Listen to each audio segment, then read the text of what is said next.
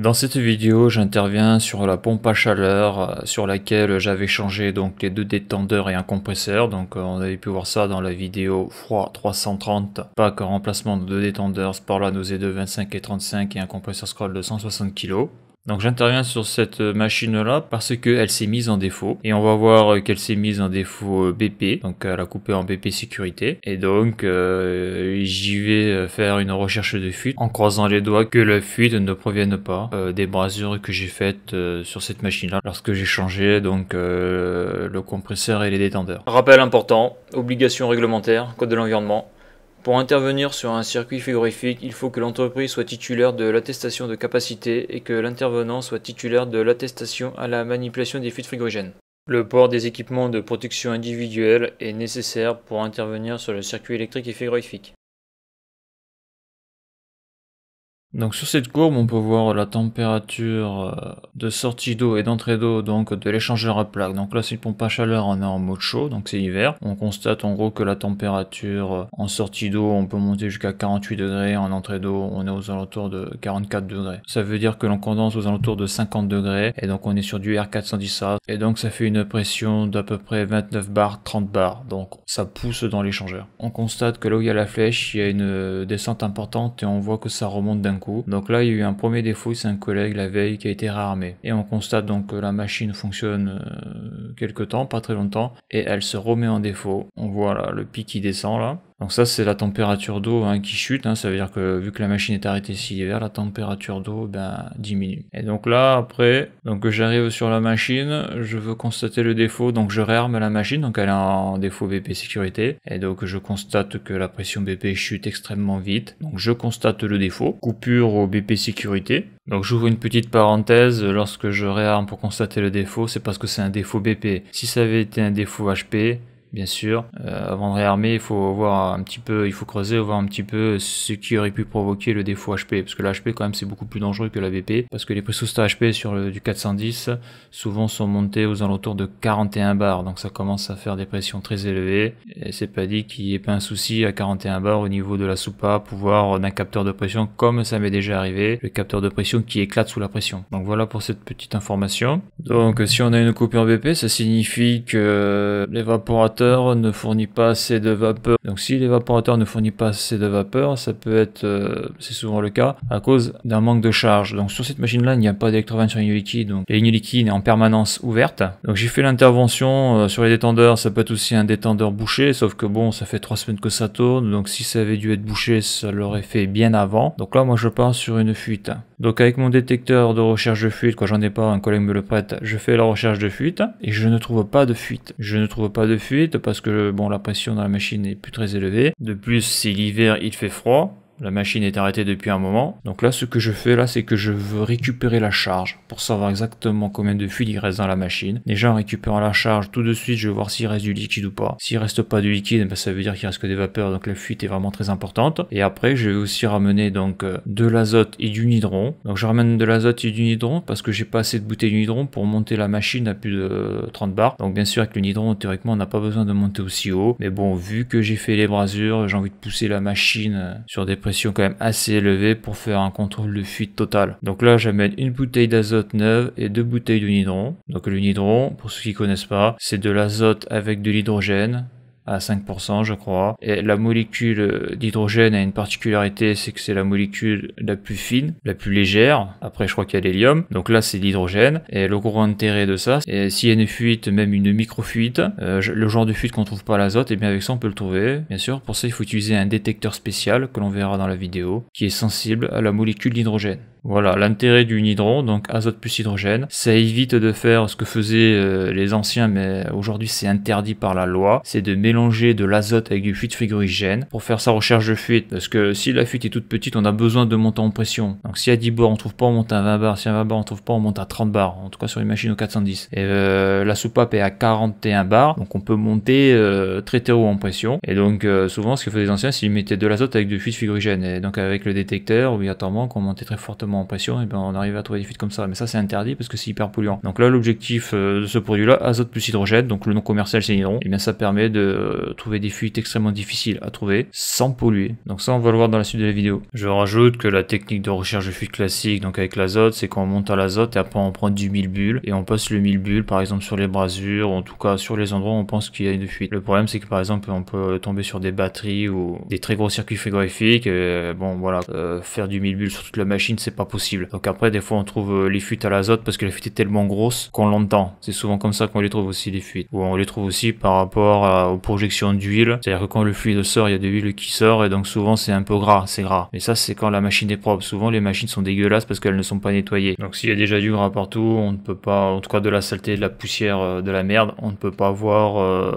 des micro-fuites, en tout cas des petites fuites qui feraient qu'il y aurait un petit peu de gras qui sortirait de la fuite. On ne peut pas le voir si c'est déjà sale. Donc là ce que tu vois sur la photo c'est une bouteille de Nidron, là on peut voir le givre, donc elle est de couleur verte. Et donc c'est une bouteille de 1,8 m3, bon les bouteilles d'azote font 2 m3. Et donc ces bouteilles là quand même une très très grosse particularité, je ne sais pas pourquoi. Parce que la bouteille d'azote et la bouteille du Nidron sont à 200 bars, donc dedans tu as 200 bars de pression quand elles sont pleines. Et bien la bouteille du Nidron est vachement beaucoup plus lourde que la bouteille d'azote. Donc ça je ne me l'explique pas. Donc quand on prend une bouteille du Nidron on le sent de suite au niveau du poids. Après il faut savoir que comme cette bouteille est très lourde au niveau de la tare, donc la bouteille vide est beaucoup plus lourde que celle de l'azote. La bouteille du Nidron donc vide coûte beaucoup plus cher que celle d'azote. Voilà. Donc en réalité quand l'entreprise achète une bouteille d'azote ou du Nidron, elle achète donc la bouteille entière et après lorsque la bouteille est vide, eh bien elle paye juste la recharge. Donc d'après ce que j'ai pu comprendre, la recharge du Nidron et la recharge azote c'est le même prix. Là où il va y avoir une très grosse différence entre le Nidron et l'azote, c'est au niveau du prix de la bouteille vide. Ce que l'on appelle aussi le prix de la consigne. Comme la bouteille est beaucoup plus lourde, j'ai l'impression que la bouteille Nidron peut encaisser des pressions beaucoup plus importantes que celle de l'azote. Donc là je vais te montrer une technique qu'on utilise lorsque l'on est sur des terrasses pour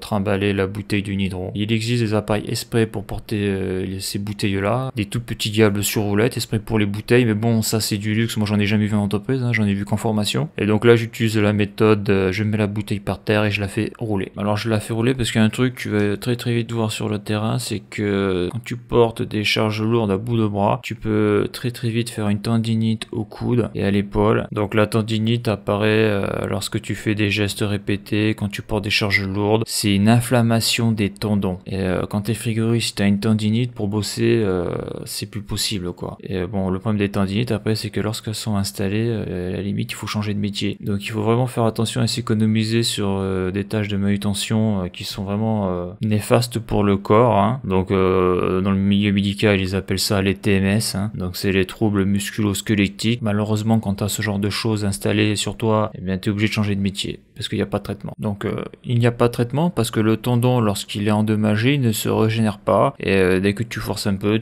ou suivant l'inclinaison quoi du bras, tout ça, tu vas avoir des douleurs qui vont apparaître. Voilà, il n'y a pas de traitement quand le tendon a été endommagé, c'est comme ça, en tout cas en 2017. À noter, prendre des anti-inflammatoires ou se faire des infiltrations, ce sont des injections d'anti-inflammatoires sous-cutanées, donc avec une seringue, quand on t'injecte directement le produit là où il y a la douleur. Ça pour moi c'est pas un traitement parce que ça cache juste la douleur mais ça règle pas le problème. J'ai déjà vu des gens dans l'agroalimentaire travailler sous anti-inflammatoires, au bout d'un moment les anti-inflammatoires ne font plus effet et après bon c'est fini, le gars est handicapé quoi, parce qu'il peut plus se servir de son bras. Donc ça faut faire très attention à ça, et bien sûr faire attention à son dos. Donc il faut vraiment faire très attention lorsque l'on travaille, surtout lorsque l'on est jeune, parce qu'on pense que trimballer des bouteilles comme ça, eh bien ça fait rien sur le corps, mais en réalité quand le problème apparaît, ça apparaît d'un coup et c'est assez violent. Donc il faut vraiment faire très attention lorsque l'on manipule des charges très lourdes.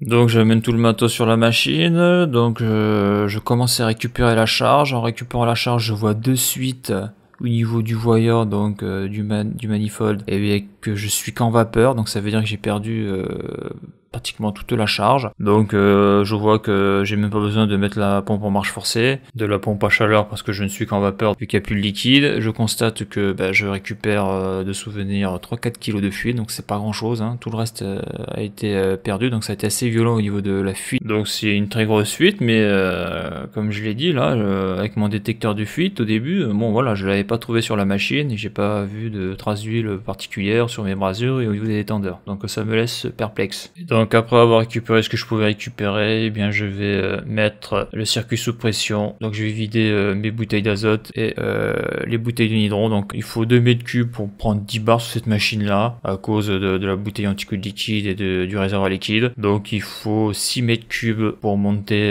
à 30 bars. Donc là elle est pleine, il y a le petit machin blanc qui bouge là. Il n'y a que 3 kg de charge. Fait 24,17 kg. Donc la bouteille du nitron est neuve. Donc là je dis que la charge, quoi, c'est-à-dire la masse azote hydrogène à l'intérieur est de 3 kg. Il n'y a que 3 kg de gaz, donc 3 kg à 200 bars. Et à la balance, la bouteille, donc la consigne, donc la tare de la bouteille, donc la bouteille vide, l'emballage, plus le gaz fait 24 kg. Donc la bouteille vide fait, donc la tare fait 21 kg. Pour une petite bouteille de 2 mètres cubes, c'est lourd, c'est très lourd. Alors que l'azote est plus légère. De souvenir, une bouteille d'azote vide, je crois que ça fait 11 ou 13 kg. Ah, là on a 200 bars. 210 bars.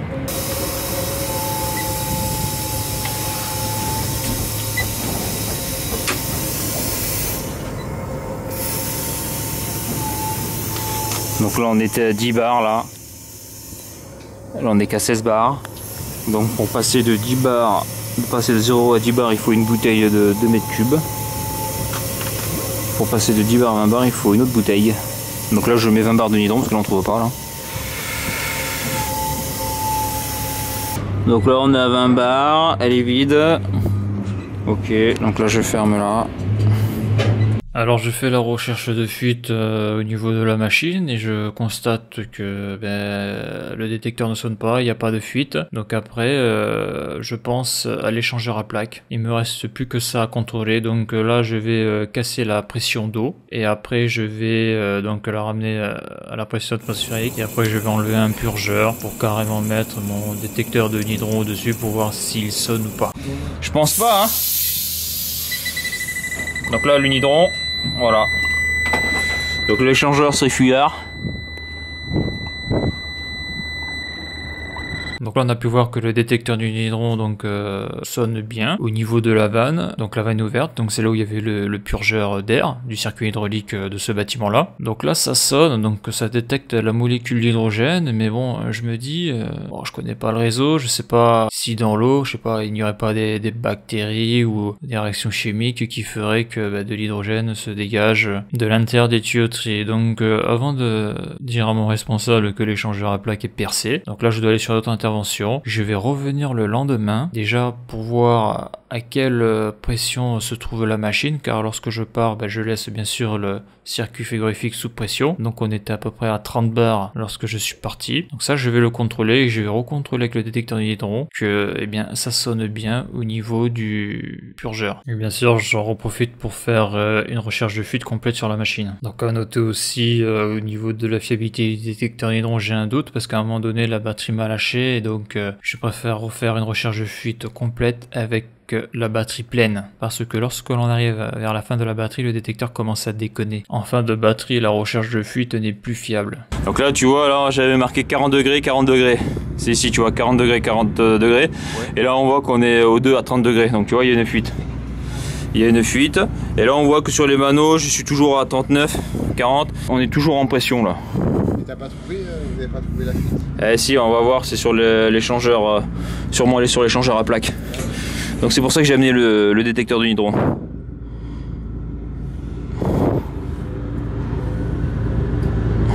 Tu vois la fuite là? Ouais, il y a une grosse fuite. Hein. Donc la veille avant de partir, j'avais relevé la température, donc c'était 40 degrés, ce qui correspond sur du R410A à une pression de 23 bars, comme on peut le voir sur la photo. Et on voit que sur le Mano BP-HP, je suis à 40 degrés, donc 23 bars. Voilà, et bien sûr avant de partir, j'ai fermé les vannes de service des flexibles du Mano. Quoi, les vannes de service, les vannes d'isolement je veux dire. Donc du manifold, parce que je vais utiliser la même technique que j'ai utilisée dans la vidéo froid 333, donc dans la 4e partie de la vidéo sur l'intervention de la pompe à chaleur pour savoir s'il y avait des fuites ou pas. Donc en fermant les vannes d'isolement du manifold, en tout cas au niveau des flexibles, ben, lorsque je vais revenir le lendemain matin, si le Mano est étanche, la pression ne devrait pas bouger, ou pratiquement pas, parce que bon avec la température ça peut bouger un petit peu. Et donc là après on a pu le voir, je réouvre les vannes des flexibles, et là on voit que tout d'un coup je passe de 23 bars à 17 bars. Donc j'ai perdu 6 bars dans la nuit, donc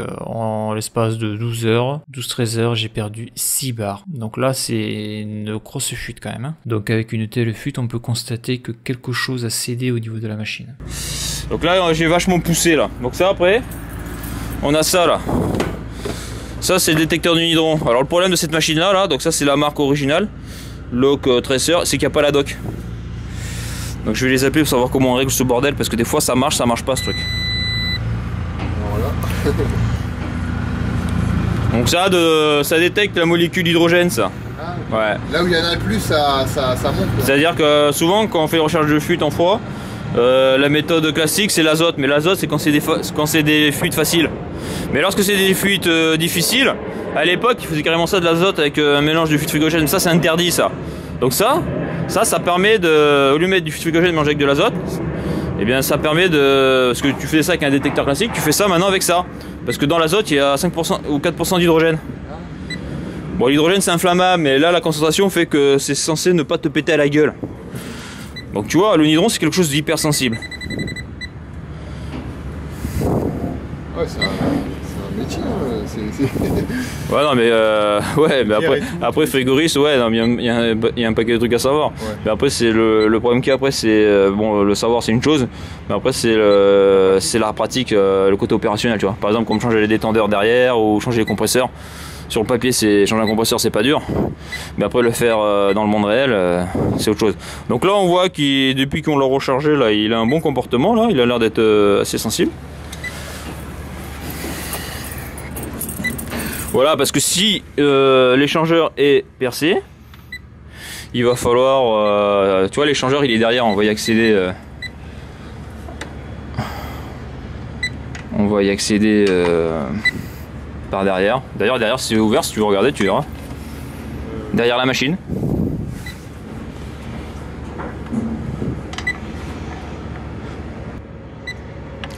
Ouais, parce qu'avant de dire que l'échangeur est percé, il faut quand même s'assurer que on est dans le vrai. En tout cas, là, il y a une putain de fuite. Moi, je vois rien là.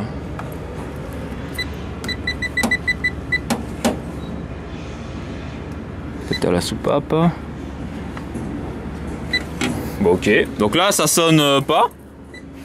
Ça sonne pas. Donc, non, je vais aller voir derrière après. Non, mais c'est pas sûr parce que là, tu vois, il y a pas très longtemps, j'ai changé avec un collègue là, les détendeurs là, tu vois, et ça a été quand même une galère assez importante à faire. Et donc c'est vrai que le nidron. C'est où les détendeurs? C'est les machins en laiton là. Ah ouais. Donc tu vois derrière les compresseurs. Donc il a fallu sortir les 2 compresseurs pour le faire le boulot. Donc tu vois un peu le boulot de malade quoi. Ouais, on s'est fait chier. Donc là pour les détendeurs là, pour l'échangeur à plaque, je te montre là. Tu vois là ce tuyau là, c'est une des entrées de l'échangeur à plaque. Alors celui-là je sais plus si la sortie. Donc celui-là tu vois on peut débraser autour là. On peut débraser là. Mais par contre c'est celui-là du bas. Celui-là du bas là il est derrière le détendeur froid là. Celui-là de droite c'est le détendeur froid tu vois. Et celui-là du bas il est, tu vois bien qu'il est inaccessible. Ouais. Ah ouais. Donc là ce qu'il faudrait faire là, c'est ce que je voulais faire là, mais on va pas le faire parce qu'on n'a pas le temps. C'est couper toute la tôle derrière là, pour pouvoir l'enlever, tu vois, et pour y accéder derrière, ouais. Donc là ça a l'air de marcher ça. Donc là maintenant, moi c'est pour ça que je regarde là. Là tu vois il s'excite un peu, mais bon là c'est le raccord Schneider. J'ai mis mes manos donc. Attends.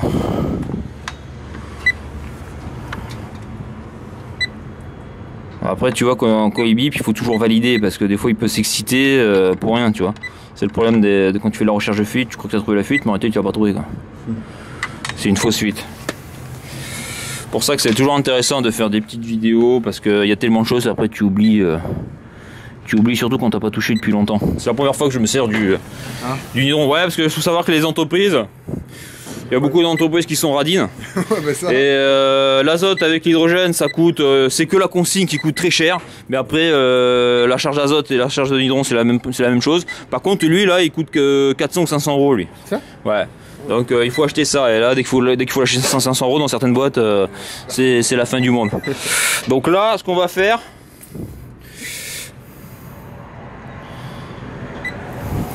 parce que tu vois là, la fuite, là on est à 2 bar, tu regardes là, là on est à 2 bar 5, ouais. D'accord.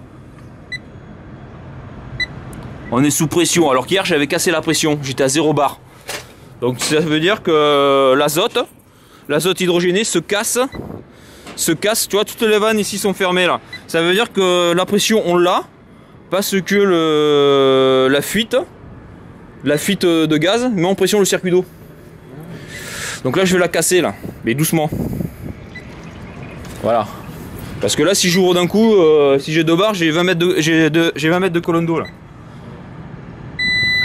Voilà. Voilà. Donc l'échangeur à plaque est bien percé. Tu vois?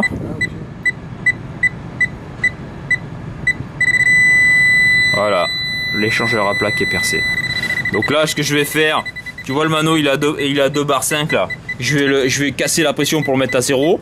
Et surtout, ce que je vais faire après, c'est que je vais vidanger le réseau. Parce que je sais pas si la fuite d'échangeur à plaque, elle est en bas, tu vois. Et si je vidange pas le réseau, au bout d'un moment, l'eau va entrer dans le circuit frigorifique. Ouais. Voilà, là j'ai ouvert. Voilà, là ça gueule dur là. D'ailleurs c'est marrant parce que son mano, lui, il est pété lui. Non, ok, je dis des conneries, le mano est pété. Bon, par contre, voilà, on va valider ça comme ça. Donc lui il marche bien. Et là, ce que je vais faire là, pour pas être emmerdé là. Donc là, le gars il a tout fermé là. Je vais ouvrir la purge ici là. Là, je vais ouvrir la purge là. Pour que s'il y a de l'eau, tu vois, qu'elle coule par gravité. Ah, ça pas tout. Ouais, je préfère. Ouais. Parce que là, tu vois, là il n'y a plus d'eau jusqu'à ici, là. Tout le tuyau est rempli d'eau, là. Ici? Ouais. Parce que là, tu vois, ça gicle plus, là. Parce que toute la colonne d'eau qu'il y a ici, là, elle est vide. Mais l'eau, là, le tuyau est quand même rempli d'eau. Donc, le bas de l'échangeur à plaque, il y a de l'eau dans le bas de l'échangeur à plaque. T'es sûr qu'elle n'est pas retenue là-dedans, l'eau? Bah, c'est-à-dire que si tu as de l'eau dans la descente là, ouais. Et tu as de l'eau jusqu'à là. Par contre, tu n'as plus assez d'eau pour que ça gicle. Ah, ok. Parce qu'il y a de l'eau qui est déjà partie par la soupape là. Tu vois la soupape là? Ouais. Parce que à 3 barres elle s'ouvre. Donc comme on a perdu plusieurs barres, elle s'est ouverte, tu vois. Par contre, le bas de l'échangeur à plaque, tu as toujours de l'eau. Donc moi ce que je vais faire là, c'est je vais ouvrir. Attends, je réfléchis. Ce tuyau là. Je vais ouvrir ce tuyau là. Donc c'est celui-là. Attends, vraiment, pardon. À gauche, ouais. Ouais, bah, je vais ouvrir ce tuyau là et pour vider l'eau. Voilà. Donc là, ça sonne.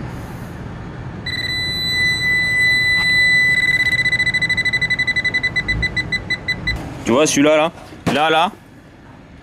Donc t'as fait d'hydraulique ou pas un petit peu, non? Même pas.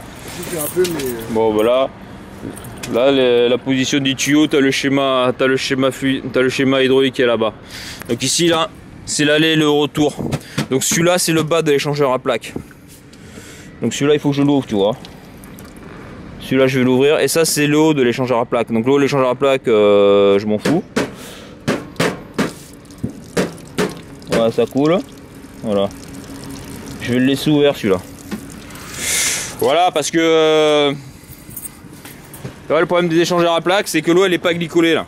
C'est normal, c'est du génie climatique de base, c'est du confort. Tu vois, l'eau n'est pas glycolée.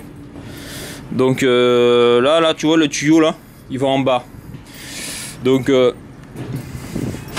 d'ailleurs, je sais pas si le collègue qu'on a fait l'intervention l'avait bien vidangé celui-là. Mais tu vois, l'échangeur à plaque, le problème du fluide c'est qu'il s'évapore. Ouais. Donc quand on fait nos interventions, on doit mettre en marche forcée la pompe pour que l'eau circule toujours dans l'échangeur à plaque pour absorber le froid. Le problème qu'il y a, c'est que si tu le fais pas, comme ça l'échangeur à plaque, ça peut geler et ça peut éclater. Et ça peut créer des fuites, tu vois. Le gros souci, donc là on voit que tout en bas il y a de l'eau. Donc là je suis en train de le purger, on entend que ça coule. Comme ça au moins l'azote va aller de ce côté-là et on n'aura pas le souci que de l'eau rentre dans le circuit frigorifique, parce que là le circuit frigorifique il n'est pas atteint. Donc là au moins ça c'est bon. Et donc parce que nous on a changé la dernière fois un compresseur, il y a 2 ans ils ont changé le même compresseur, donc il y avait un problème d'acidité aussi. Ah ouais. Donc on a mis des cartouches anti-acide, parce que l'acidité bouffe le cuivre, ça le perce. Donc là l'échangeur à plaque il est mort là, donc il faut le changer. Donc là c'est bon, là je suis en train de vider le réseau, donc voilà. Et donc là tu vois faudra qu'on revienne, peut-être toi ou quelqu'un d'autre. Tu vois l'échangeur à plaque, la hauteur là-bas là, Ouais. et bien ça serait de couper la tôle à partir d'ici, d'accord, Ouais. sur toute la largeur, pour enlever toute la tôle en bas, d'accord. Ah ok. Ouais. Parce que là cette tôle là elle tient les, tu vois la gueule des batteries quand même, elles sont énormes hein. Ouais. Elle tient les batteries, et le problème qu'il y a c'est que cette tôle là donc elle est rivetée, mais c'est des gros rivets quoi, c'est des rivets d'avion les machins là, c'est à dire qu'il faut les péter à la perceuse, tu peux pas les péter au burin, j'ai essayé, c'est tendu. Et pour accéder tu vois, parce que celui-là du haut là, le circuit frigorifique en haut, on peut y accéder là. Pour débraser on peut le faire là. Bon il faut virer la mousse, mais tu vois là on a accès au tuyau là, c'est celui-là là. Ah ouais. Tu vois on y a accès là, avec le chalumeau c'est chaud mais on peut y accéder. Par contre celui-là du bas tu vois que c'est impossible. C'est impossible sans sortir un compresseur et voir les deux. Et comme on l'a déjà fait, tu sais, quand on sort les compresseurs, on fragilise la tuyauterie à chaque fois, donc il faut pas le faire. Et là, tu vois, là, celui-là, en enlevant la tôle, peut-être que par le bas, on peut y passer la tête, donc on peut le faire. On peut le faire, mais voilà, il faut enlever la tôle, mais proprement, quoi.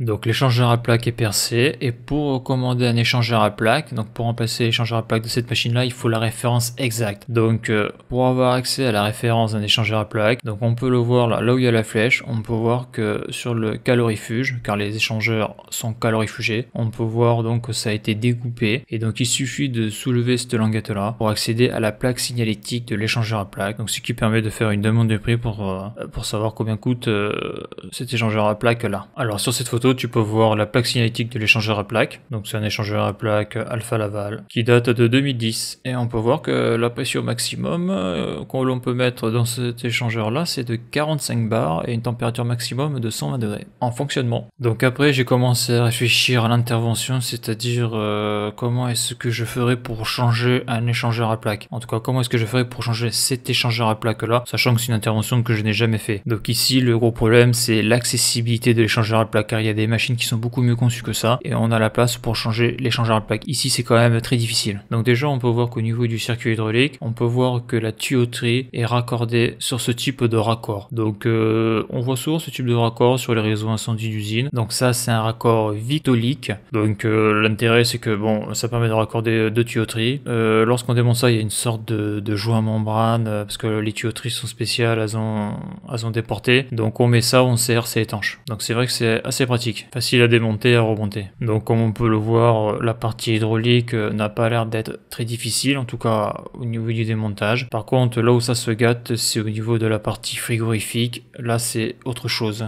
Donc déjà là sur cette photo là où il y a la flèche, on peut voir donc la partie haute de l'échangeur à plaque. Donc on peut voir donc que ça traverse cette tôle là. Donc on peut voir que en enlevant l'isolant là, la mousse, et en enlevant bien sûr le calorifuge, avec le chalumeau on y a accès. Donc la partie haute c'est pas un problème, et même on peut carrément prendre la scie à métaux, d'accord, et couper à ras la tuyauterie au niveau de l'échangeur à plaque. Donc le problème ça va plutôt être au niveau de l'échangeur à plaque, ça va être la partie basse. Donc là ce que l'on peut voir donc c'est la partie basse de l'échangeur à plaque. On voit là où il y a la flèche en bas et en haut. On voit donc les prises de l'échangeur à plaque. Et tout autour de l'échangeur à plaque, bien sûr, il y a cette tôle qui fait la séparation entre donc la partie compresseur et la partie où il y a les batteries de la machine, avec les ventilateurs. Donc là où il y a la flèche, on peut voir la sortie de l'échangeur à plaque avec un tube en cuivre qui en sort. On voit qu'il y a un piquage dessus, avec là où il y a la flèche un clapet anti-retour. Et on peut voir après que ça continue, il y a un autre piquage d'un plus gros diamètre. Là on peut voir en haut le clapet anti-retour, là où il y a la flèche, et après on va sur le détendeur. Donc ça c'est le détendeur froid. C'est-à-dire qu'en mode froid là, eh bien c'est lui qui fonctionne et en mode chaud, c'est l'autre détendeur qui fonctionne. Donc là on est en mode chaud, hein, c'est l'hiver. Donc là ce que je vois là, il faut couper à la scie à métaux à ras du côté de l'échangeur à plaques. Mais pour faire cela, il faut enlever la tôle parce que on peut le voir, c'est inaccessible. Alors pourquoi je dis couper à ras la scie à métaux? Eh bien c'est parce que après l'idée c'est de faire un peu comme ce que j'avais fait sur les compresseurs avec le refoulement. Une fois que c'est coupé à ras, on peut enlever l'échangeur à plaques. Comme la tôle est enlevée, eh bien je peux récupérer le bout du tuyau qui sort de l'échangeur à plaques sur le tuyau cuivre pour l'enlever donc proprement, et donc après ce qui me permettra après de remettre le nouvel échangeur à plaques. Donc la très grosse difficulté là, c'est que il faut avoir accès, et l'accès nécessite d'enlever cette plaque là. Donc ça je vais le montrer après sur la photo, parce qu'après bon, le diamètre n'est pas très gros, mais après il va falloir rebraser, et donc là pour braser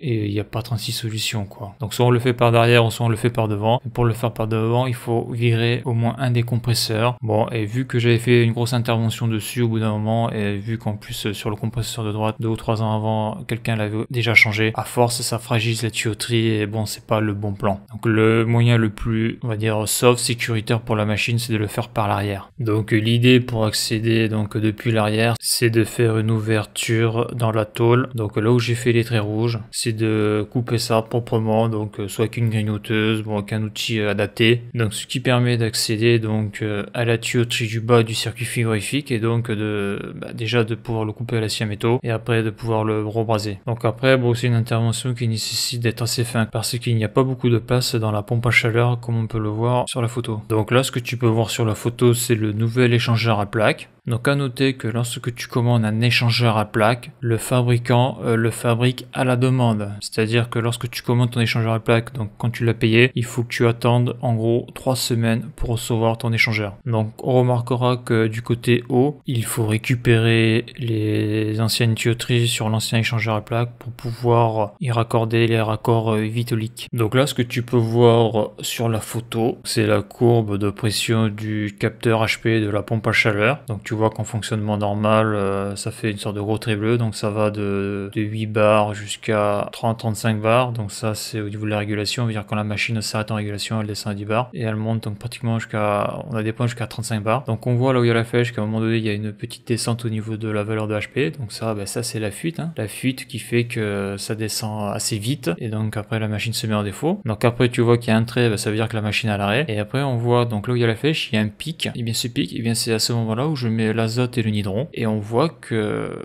bien ça descend très vite quoi. On voit que ça descend très vite, on voit que ça descend de 25 bars à 5 bars assez vite, mais bon on voit surtout qu'on est toujours au-dessus de la pression atmosphérique, donc ça c'est important au niveau de la protection du circuit frigorifique. Comme il est percé, c'est pas un trou massif dans le sens où toute la pression serait partie, de l'eau serait rentrée dans le circuit frigorifique. Là quand on voit ça, on peut se dire que l'eau n'est pas rentrée dans le circuit frigorifique. Donc voilà pour cette vidéo, car il faut savoir que l'intervention ce n'est pas moi qui l'ai faite, parce qu'au moment où l'échangeur à plaques a été reçu, moi je quittais l'entreprise, et donc ça a été fait par un sous-traitant. Donc si tu as aimé la vidéo, n'hésite pas à la liker et à la partager. Tu peux me suivre sur les réseaux sociaux, Twitter, Facebook, Instagram, Google+, tous les liens sont sous la vidéo. Abonne-toi à la chaîne si ce n'est pas fait pour être tenu au courant des prochaines sorties, et à bientôt pour une prochaine vidéo.